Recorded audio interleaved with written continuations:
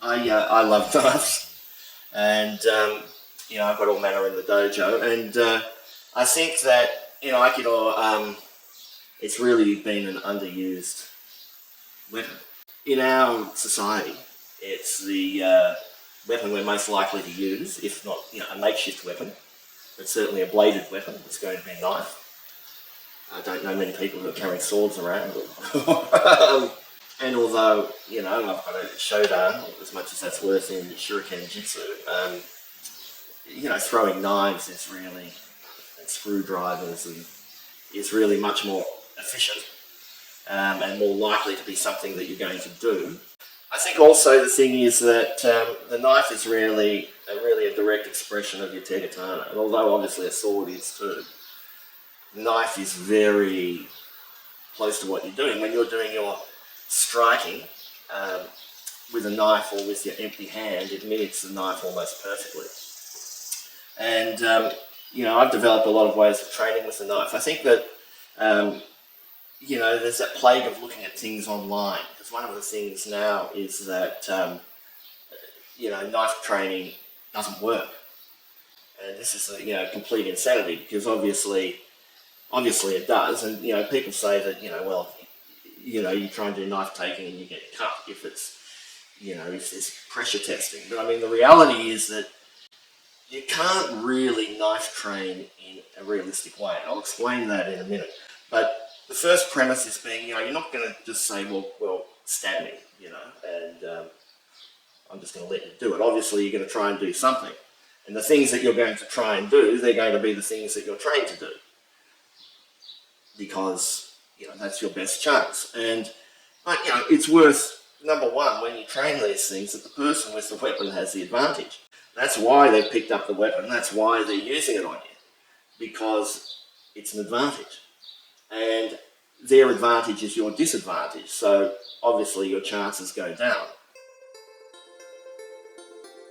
The problem with facing someone with a knife is, even if they're much less skillful than you, it's difficult not to get cut, because in the situation where you're empty-handed and they flailed at you and you blocked or blended with something, that's going to cut you, unless you've got really heavy clothes. And this is very knife dependent as well. It's not worth going into a long treatise on different types of knives, etc.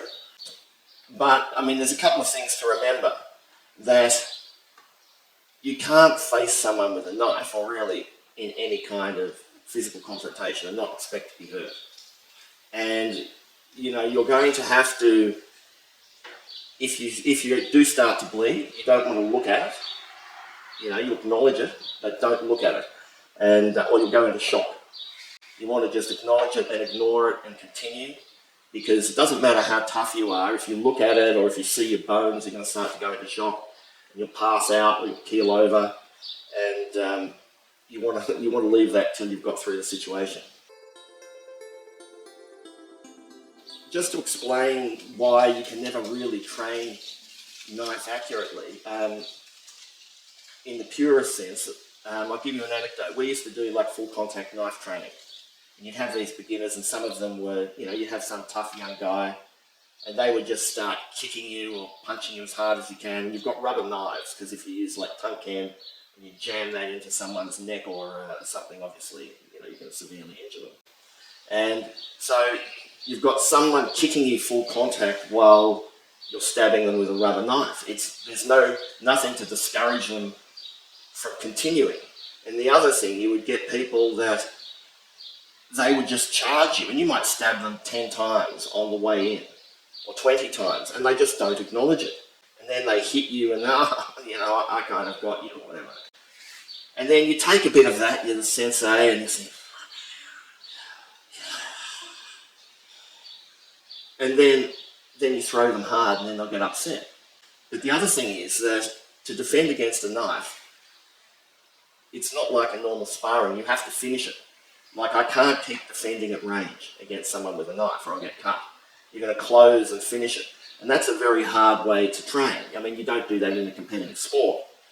Like, I'm not going to close, even if you're talking about, fighting in the UFC, they're not grabbing each other, trying to break each other's necks and stuff. They're trying to get a submission or a knockout. It's a totally different way of training. And an example would be like if someone attacks me with a knife, they've got the knife, they're in control, and if they're not serious about using it, they're going to be waving it around and they're going to be scared and, you know, trying to intimidate you. And you can probably get away from that. You back away, run away. But if they actually want to kill you, they're going to be coming forward with the knife. And they're going to be committing to stabbing you because they've got the knife, because they're in a position of power, because they want to hurt you. They're committing their weight and their intention to you. But if we set up a spar, right, say if I grab Duncan, right, and he could be 100 times better than me, right, but I go to cut him and he does a move and then I start backing out. Or I start trying to kind of jab him with the knife, right, and then straight away it's a totally different scenario. It's like if I wasn't committing to it, he would get out of the situation. He would be heading off over there. And if I am committing to it, he can do something. You see what I mean? So the whole scenario is different because when we're sparring, as the person with the knife, I know he's going to try and take my knife. I know that's his objective. Then I'm going to start to feint, I'm going to start to do this kind of thing. But the whole scenario is different because I'm also giving him the opportunity now to disengage. Now, you know, it's potentially maybe he's slower than me, you know, maybe he can't disengage for some reason in a real fight. But the reality is the whole scenario is different.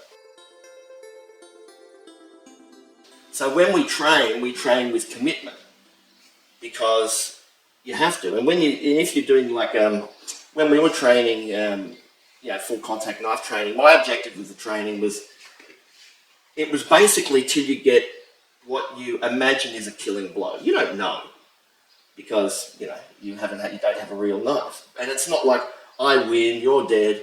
It's like if we work our way in here and we both have knives and maybe he cuts me, I'll pay that. If we both hit each other at the same time, well, that wasn't great for either of us. You know, it's an exercise in making a good entry. You can't really know what's going to happen after that. We don't want to get into here and he's like, got me here. You know, because to make that realistic, we're actually going to have to try and do it to each other. So in our training, we try and train to develop the reflexes to do it and the mindset to do it. But we're not pretending that that's what we're actually doing. But when you face someone with a knife, you must be prepared to kill them. Because that's what they're trying to do to you, if they're seriously trying to stab you. So they're just the parameters I want to put out there. But in terms of training, you know, you're training these, you know, in a way that it connects with your body and you're learning how to use this thing, just like you would a sword or a jo. And although you don't expect to kill someone with your sword or your jo, you know, you do know that if you picked up a tile lever or someone used it on you, that, you know, you have some idea of what you will do in that situation. The thing about two knives, it's a bit of a specialty of mine, but you're never going to use two knives, almost never. It's hard enough to grab one and have it on the spot. But I'll just start, like, weapons, this stuff really does work. And, you know, you never know when you'll need to defend yourself against a knife. I mean, I have had people try and hit me with bits of wood, but I did have an ex-girlfriend try and stab me once. She's a bit psycho. You know, you have those.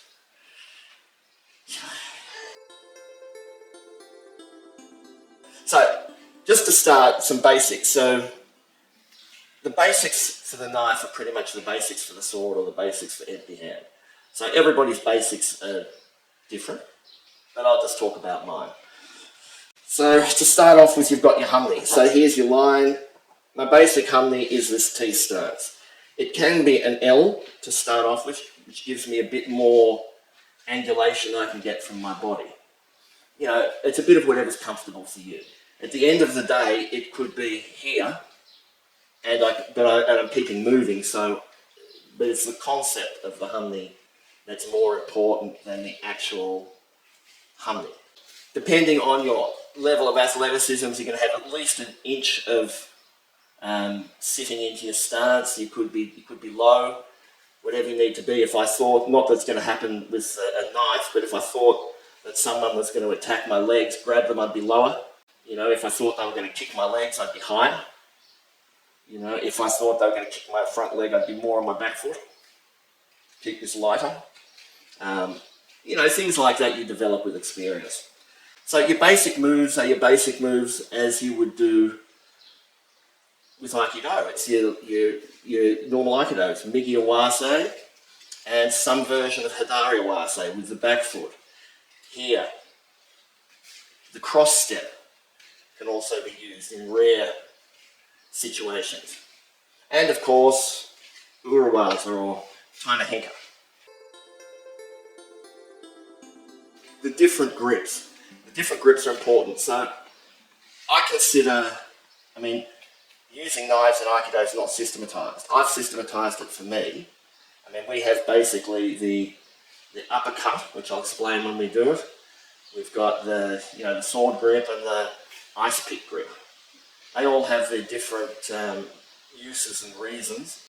But apart from that, we just practice taking a weapon from that kind of strike, taking a weapon from that kind of strike. Oh, also this one. So I'm going to give you a bit of a framework that you can work with. First, we're going to just do like our basic shomonochi. So I'm going to hold it. Another principle here is when you're doing a saburi, like I like to cut to the bottom because then that takes the pressure off the shoulder. But if you're finding, it's basically going to be around their neck, generally. And if I grab you for a sec, so if I'm going to cut him, I might cut him all the way down because I'm trying to use just the last inch or two of the knife. But really, to be fast, it's going to be around here primarily. But if I'm just doing this out in the air, especially when you're not really good at it, it gets a bit heavy in the shoulder. You want to release that energy to the bottom. But suit yourself. It's like, this is not systematized. You can experiment with it. Find your own way of doing it. What you definitely don't want to do is get these weird hand positions where you're kind of nikyoing yourself or you have your thumb on the top. So it's going to be in basically your lifeline. And you're going to grip with the little finger. So first, I'm going to breathe in. This hand, in kind of classical Japanese knife fighting, is kind of here, behind your back, down here, because it's not going to help against the sword and just get cut. Depending on what's happening, I'll have this here because it'll back up your blocks and stuff with the knife. But in general, when we're practicing a saburi, I'll hold my belt or something. So you're going to be here. First, I'm going to breathe in and out. I'm going to use this movement, this koki movement. So the impulse starts at the front foot, forward, back. And then I can start to add coming forward, going to the side, going to the other side. So here, just basically breathing in and out, and then cut yokomen, shomen, and gyaku yokomen. Ah, ah, ah, ah. So it's here. Ah, ah, ah, ah, ah. I'm going to be moving this front foot a lot because I'm not just going to be like all these movements happen in a circle and he's in the middle. So if I'm going to attack him, he wouldn't be this close because I can attack him here. But so here I'm going to step in, strike. But I'm going to keep it here just for my targeting practice. He's my kind of targeting dummy, and it's going to be reverse in a moment. So I'm going to strike, pick your targets. Your idea is that he doesn't know until the last minute which side of the head it's going to. Ah, ah, ah. So here, and keep the front foot moving. Ah, ah. So I'm going to go for his neck. I'm going to go for the fontanelle.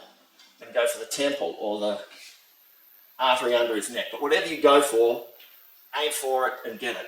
So like, if I want to get this seam, I'm going to get this seam. I'm not going to kind of... Okay, so we're going to do this ice pick grip. I I don't know what the name for it is in Japanese. So basically it's the same thing but in reverse here. You know, the thing about this is, you know, Duncan was just talking about some of the Filipino guys. I mean, it is a useful grip, but to me it's not as useful. It's just not as versatile. It's better in a grapple, but you're never going to start in a grapple. And if you think about it, if I've got the blade this way up, I can easily make that shape. Whereas if I've got the blade like this, I can't make the other shape. So it's not as versatile, but it is tricky. But I always say you never want to rely on tricky in martial arts, because you're always going to fundamentally going to try and use surprise, but it's not good as a basis to what you do. It's like being scientific about what you do is far better than relying on being unpredictable. But anyway, basically the same thing, just a few points with this. So I can do all the same cuts here, the center, to the side of the neck, and to the other side of the neck. So if I'm going to do a reverse slash, I'm going to step out, do like a migiwase. I can also do a migiwase with the blade on the inside. So it could be this side and this side, and still, I guess you call that a ski. Kind of, you're striking with the tip. But you're using the same mechanics, but in reverse here. So I'm going like boom, boom, top of the head. But obviously I don't want to bring it all the way down here, or it doesn't work too well. So the options are, I can also come right up, which is the uppercut. I can come up, slash as I go up, boom. So this is more the kesagiri. You can go across the neck, obviously. Here, up the middle, down. So another classic one. Or across, like, if that's, so that's his ribs, like just under the rib, boom, and into the solar plexus. So you should be able to hit those things really easy, boom, like right on the spot. You know, I don't want to go too low. I mean, it's not going to be good for him. And other ones you can try here are the reverse, where I'm going away and, you know, bring them up. These are tricky and good cuts too. So, same thing. We're going to just line up, do these cuts, Migi and Hidari Awase, the reverse. Oh, one other thing. When you're doing this reverse, so I'm not going to do this here, because he's going to hit me in the chin here as I try and do that. Right? So I'm going to be here. I'm going to slash, and I'm going to open my hip up. I'm not going to go, if you get what I mean. So I'm going to drag it through. Boom. It's like doing cocky. Ah. If I'm here, I can change to my ski, but my ski is like, probably one you're never going to use from this position, the basic Aikido one, because it's more of a surprise attack, or for when someone's got a sword. So I hide it behind my leg, and you know, I'm here, and then I step in, boom. The idea is I've got the same grip as this, but reversed. And the way you do it, it's not like I'm going to stab it in like this, because there's a lot of pressure in the body. It's hard to keep the knife moving, get it out of his body. So the idea was, I'm going to slash it up through the groin and push it in. You know, when you see this strike we have in Aikido where you don't really move the elbow and you strike like this. That's what it is. It's not like I'm going to punch him. It's like the knife. You're using your hip to ski through. So the idea is I'm here, slash in, and then I slash out. So it's cutting in and out, but it's a slash and a thrust. It's a kind of a weird thing. But also, if I enter here, I can take it out by stepping forward and then go again. So have a little go. You can go forward, draw your hip back. So here, boom, boom. You go backwards. So it's like this. Here, up, go backwards, deep. Okay, so just pertaining to something, you know, Duncan and I were talking about then. Yes, most of the time when someone attacks you with a knife, they're going to try and surprise you and attack you, you know, 5, 10, 20 times with a small knife or with a box cutter, and this does not address that directly, and it's not supposed to, because it's not as though those attacks are difficult to deal with on their own. It's the aggression that's difficult to deal with. You know, it's one of those things, like if you're not aware of it, you're going to have to deal with it on a case-by-case basis. But I present this to you as another weapon in the Aikido repertoire, one that's not really thought about a lot. You know, we have a highly systematized Joe and Ken, and this was not taught to me like this by Saito Sensei or anyone else, like bits of it were. But the way I put it together, that's me putting it together for me, and it's not like, I wouldn't even say I invented it, although other people might say it, but it's like a natural progression of the basic things I know. So you could say, I mean, call that what you want, but to me it's like, you know, if you know how to do something, you apply it to the other things you do and make a natural extension from those things. And, you know, obviously there's more to Aiki knife than just going like this. But the fundamental things I want to give you here today is, like, when you do this, your arm needs to be extended, you need to cut in and cut out.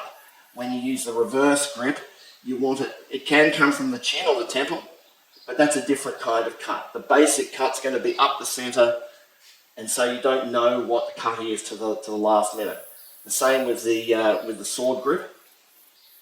You know, you want it to be very deceptive in the way you use it. If you're using it like a yokoman, you're going to use it more from the side of your head. And but you're never going to come out.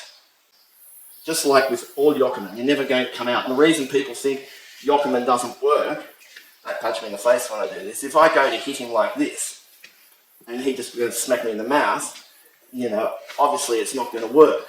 But if he goes to hit me, right, and I'm here, right, you can't tell me that yokoman doesn't work. You know what I mean? It's like, but you have to use it properly. So anyway, we're just going to quickly move on to something else. I'm going to use any number of those different techniques. So we're going to do one set on each of us. So think of it like this. We've done Hapogiri, the 8-direction cut. So think of it, I always use that as my, for everything kind of technical in Aikido. It's the 8 directions, it's also the directions of attack. So if I make a central point here, I've got the horizontal line, the vertical line, the 2 flank lines, and so I'm going to practice making a cut and attack on all of those different ones. You don't have to do them in order, you don't have to do them, you know, some angles like this under angle, not all the cuts are necessarily suitable for it, but you know, you can change your grip. What I don't want to see is just kind of going like this without moving your foot. So I might be here, I'm going to slash up here, down, down, here, go across here. You know, I could reverse, up, down, here, boom, boom, boom. Keep moving, you know, and just experiment with your flow. Boom, come under. So just give it a go, and then have a little go on each and change.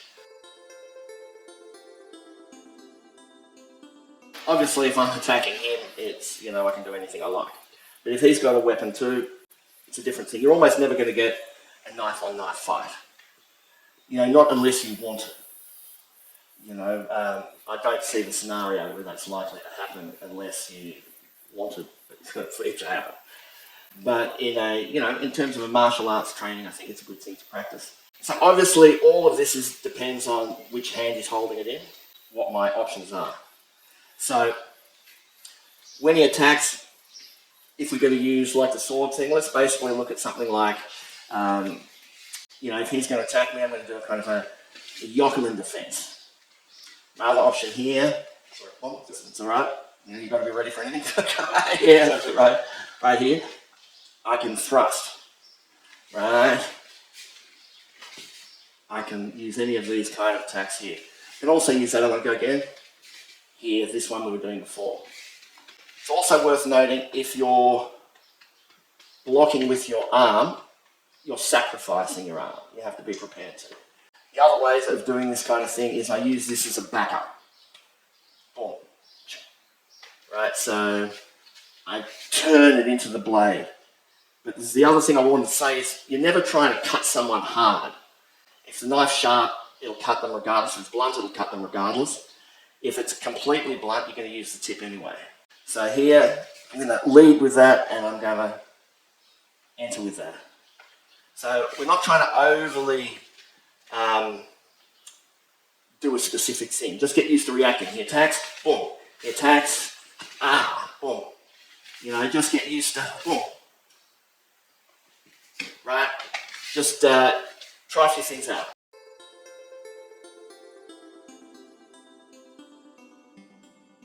Knife training, because I know certainly the way I teach Aikido, I keep the kata that Saito Sensei taught me pure, because in my way of looking at it, like, they hold principles. I think I was talking about this with Duncan last night. You know, my lineage doesn't go back 1,000 years on the battlefield. All these things have been tested. They might not have been tested, you know, in Aikido in that scenario, but none of the techniques just came randomly to Sensei. They came from, whether it was Yagyu Ryu, Katori Ryu, you know, Daito Ryu, all manner of different Ryuha, and they go back to antiquity. For me, I can think of ways of using them in a modern environment that suit me. That's the thing I can change. I'm not going to be changing any ways of doing things. I might systematize this for me. You know, I'm not going to try and create new techniques or anything. I focus on doing those kata, and then I view the kata is kind of one thing, but being a martial artist sits on top of that. Like, you're like the professor, and that's your library. And that you look to that, to apply that to different situations and, you know, over the totality of your martial life. It's not like I'm going to do each of these techniques like this every time. And I know that all those techniques work, but they don't necessarily work every time. I don't get into a situation and think I'm going to do X. And something might, you know, some of those really, you know, the one-handed throws and stuff, if you try and do that against a resisting opponent, it'll never work. But there'll be a time where you're fighting someone or sparring and you'll see it and you'll get it. But you don't, a lot of people train from the perspective of, I'm going to do that stuff all the time instead of having basics, and that comes out in the moment. But so I train those things, and then I think being a martial artist sits on top of that. And so when I do knife training, because I'm working in an area that wasn't clearly defined, I don't really worry about the niceties of it. You obey the principles of combat, and you just freeform it a bit, in a safe way. Jason's got his knife, so if I've got a sword grip, there's different ways I can use this to block and counter. So the main thing is his basic attack, if he's right-handed, is going to be over his right shoulder, right to left. So my first thing is, if he attacks kind of high, I'm going to make him cut into the blade, and then I'm going to defend here. Now, anything I do from here, any technique I like, could be like, you know, some kind of shihanage type thing. So do that, counter any way you like, right? Then if my blade's low, then I do this kind of thing. He attacks, I do more of a renzoku. Boom. So here, if my blade's low, I can do a renzoku. And with a knife, you can also do, which you'd never do with a sword, I can also do it to this side. Boom. Right? But that depends very much on the length of your knife. Like, obviously, if I've got a knife this long and I try to do that, it's not going to be great. So it's very weapon dependent. So, and how I do that, it's a soft thing. Now, I can't stress this enough. Knife is another great thing, path of least resistance. I don't need to hit him hard. I don't want to. It's going to slow me down. I want to get it there fast. His power is going to do the cutting for me. I just want to defend myself. So here, I've got it here, it comes up my center. Ooh. Same with the sword. Then I add the step. Boom. Wherever you want to cut.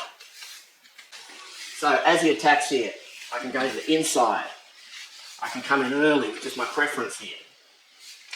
Or I can use this. This is like a hook. Cover it. Boom. So always cover the knife hand, right? When you take it through, I don't want this coming back on you. So if I stab him, then he stabs me. It's not the best bargain there. So just basic Aikido, and because when I pass this through, I don't want to pass it in this range. So I might have to slip back and come back in. And I always go for the closest thing, the closest vital thing. I don't look for something far away. So also here, you use this as a hook, boom. That's why it's good for grappling. So just experiment, freeform it a bit, but just remember, this is easy to stick in someone's eye. So the idea I'm trying to get to you is not to kind of, you're not fighting now. Like, if we'd either be starting there, or as Duncan said, he'd start sticking it in me and I'd have to do whatever I could do from there. But, we're trying to defend ourselves as martial artists, dueling. Think of this as a duel, I guess, or fighting on a battlefield.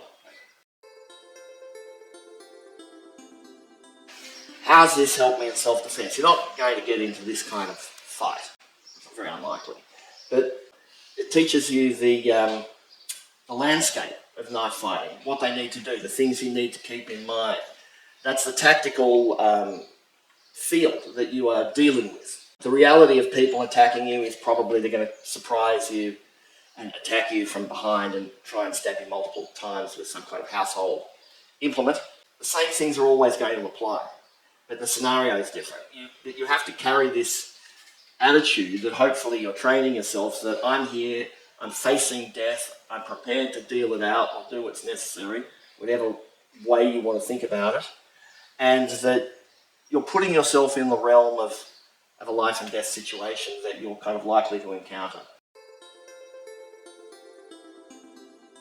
More likely what's going to happen is, say, if I see the knife, now I have to do something. So first thing I'm thinking is I'm going to get out of the way, right? And then I'm going to deal with it, right? You have to be ready for it. I'm going to try and get away first. The good things are, if I can get his sleeve, I'm going to push it across his body, right? I can change hands too. Then I stop him, bringing it back. There's endless things I can do from this, right? I can take him down, I can throw him, Jeremy style, right? But I can stop him bringing it back towards me. Doesn't require any strength for me to do that. If I can get on the inside of it, I can use my shoulder whirl and kind of snap his arm, right? I mean, it's not necessarily to snap it every time, but I can start to look at these shoulder locks. And I want to tie this up, but I'm not going to be sitting here trying to submit him. I'm going to try and finish it. With a throw, you try and hit someone's head on the floor. I'm going to get out of the way, but I'm going to be very dramatic about it. Really try and finish it quickly. I'm not going to be going for the punch in the face kind of thing. I'm going to be going for the neck, for the groin, for the eyes. You want to shut him down, or at the very least, other good things here is when he attacks, I can flick him across the eyes. Easy to do, and it's very hard to block. It's very hard to block that. I can come up and do it here too. Boom. Very good technique. Once it starts, you've got to keep going. Like, he attacks me and I stop, just think that if he's going to do it to me, he means to do it to me. I have to be ready to protect myself.